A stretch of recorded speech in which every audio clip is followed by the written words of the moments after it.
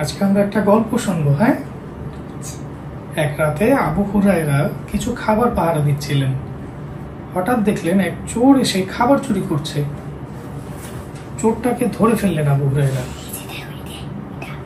এরপর বললেন, আমি তোমাকে আল্লাহর রাসূলের কাছে নিয়ে যাব। আমাদের রাসূলের নাম কি? মুহাম্মদ হযরত মুহাম্মদ সাল্লাল্লাহু আলাইহি ওয়াসাল্লাম।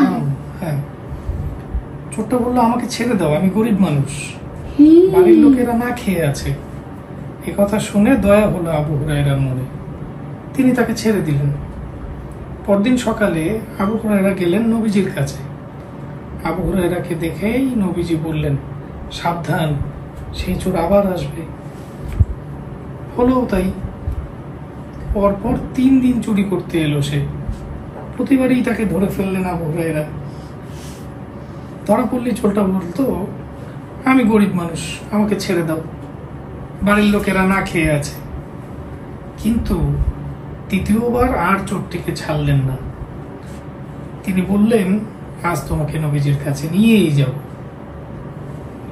লোকটি বলল, আমাকে ছেড়ে দাও, এর বিনিময়ে তোমাকে এমন কিছু শেখাবো যা শিখলে তোমার উপকার হবে। আবু হুরায়রা বললেন, সেটা আবার কি?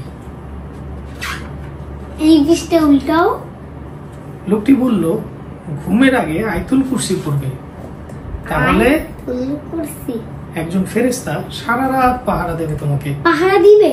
হ্যাঁ, সকাল পর্যন্ত কোনো জিন শয়তান তোমার কাছে আসতে পারবে না। জিন শয়তান এগুলো আসতে পারবে না? ভূত না? না। একথা শুনে তাকে ছেড়ে দিলেন আবু হুরায়রা। পরদিন সকালে এই ঘটনা শোনালেন নবীজিকে।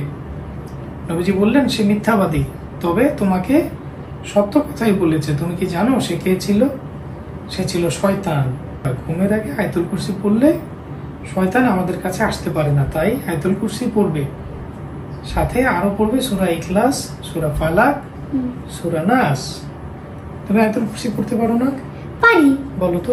আল্লাহু লা ইলাহা ইল্লা হুয়াল হাইয়ুম কাইয়ুম লা তাখুযুহু সিনাতু ওয়ালা নাওম লাহু মা ফিস সামাওয়াতি ওয়া মা ফিল আরদ মাল জাল্লাযী ইয়াশাউ ইনদাহু ইল্লা ইসনি ইয়ালামু মা বাইনা আইদিহিম ওয়া মা খালফাহুম আলাইহিতুনা বিশাইইন মিন ইলমিহি ইল্লা মা শাআ ওয়াসি'a কুরসিয়ুহু সামাওয়াতি ওয়া মা ফিল আরদ ওয়া লা ইয়াউদুহু হিফযুহুমা ওয়া হুয়াল আলিয়্যুল আযীম।